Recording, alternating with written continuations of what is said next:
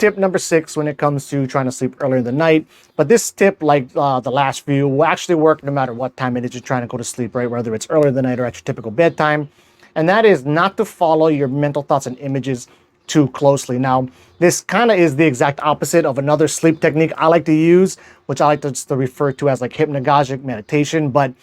a lot of times, if you're not used to that, following these mental thoughts and images as you're getting further down into sleep, and then when you start to slip into stage 1, and then you're doing what I like to call, like the real hypnagogic meditation, you're there lucidly and consciously aware, is a lot of times it's the conscious awareness, the fact that you're paying attention to it so close will actually keep you awake and can kind of cause insomnia. So the trick there is, if you are doing like hypnagogic meditation, a nice way to know when you're kind of getting closer to the stage 1 is your lucid awareness will typically start slipping, and then like it will kick in with like prospective memory later on in this process, and you might, be falling yourself, you're close to sleep, you kind of lose it, you're in stage 1, right? You lost your lucidity, but then having that prospective memory, it will kick in again, you can get lucid again, and then you can go ahead and play in that liminal space. But also sometimes once you notice it again when you're in it, it causes you to wake up too much and kicks you all the way back out, and basically like,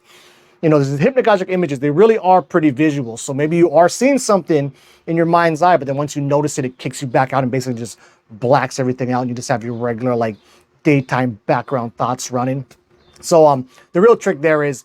maybe not to do this hypnagogic meditation that I like to talk about. Kind of just relax, let your thoughts run, kind of get lost in it, and then know that this whole getting lost in your thoughts process is basically what happens every night when we fall asleep, as we typically do.